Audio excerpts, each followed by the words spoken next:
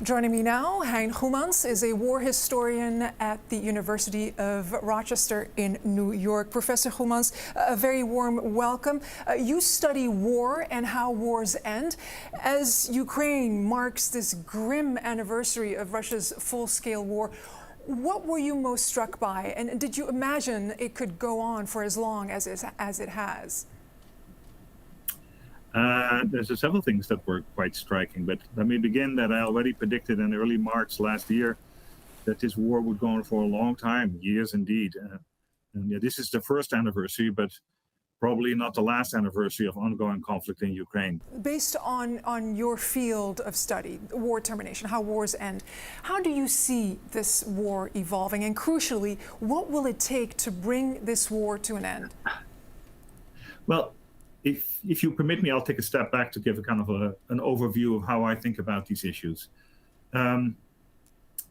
So very few wars end in total, utter defeat of one side or the other. Not the First World War, and this war is not going to end in the defeat of the Russians in Moscow, nor is it going to end in utter defeat of Ukrainian forces in Kiev. So it must end in some form of negotiated settlement.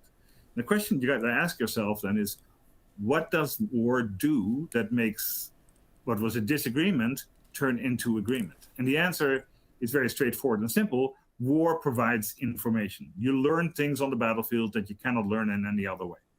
And we're still in the midst of this process of both sides trying to learn how strong the other is and how committed they are to fight for the long run. So Putin is trying to target the civilian population. A strategy that has been used in many other wars, always fails. Putin is trying to target the support for the Ukrainians in the West, and if that fails, of course, the fighting becomes much too difficult for the Ukrainians. So he's trying to suss out how long the support is in order to find out more or less how the war is going to end. But there are a couple of problems in this case, which all say loud and clear that this war will go on for a long time. One. No deal is credible that the Russians can offer. And the irony of this case is that any deal that leaves Russia in some control of some territory in Ukraine will only be accepted by Ukraine if Ukraine gets guarantees for its future security. And the only group of countries that can do that is NATO, of course. And that's the very reason why Putin supposedly went to war, for Ukraine being supported or joining NATO. So that's one reason. Putin cannot credibly promise to stick by any demands or any settlement he makes now. He didn't do it in 2014. He won't do it now. Second, there is the problem, and there's a bit of a debate over this, whether Putin can actually domestically survive a loss in the war.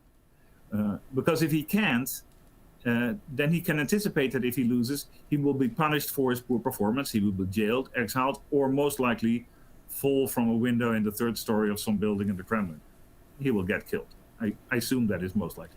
Now, he can anticipate this, as leaders have done throughout history. And the most prominent example is the First World War. He can anticipate that if he signs a losing peace or an agreement that is not worth the cost that the Russians have suffered, that he will be removed from office and subsequently killed. So he's not going to sign any agreement like that. He's going to fight in what we call a gamble for resurrection.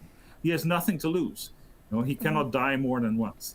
Professor Goemans, I mean, it's a daunting prospect to think that this war will drag on, specifically, of course, for Ukrainians who are suffering so dearly. But what does this mean from a global perspective, in a few words? What are the chances that this war could spread beyond Ukraine in the next couple of months or years? Well, this ties into the point I raised earlier in a nice way, right? I mean, if Putin thinks that he cannot get what he needs, he may go for Moldova. To say, like, okay, not only did we liberate the 4 provinces of Ukraine, we also liberated the Russian population in Moldova and tried to sell that as a victory back home. He might try to do that.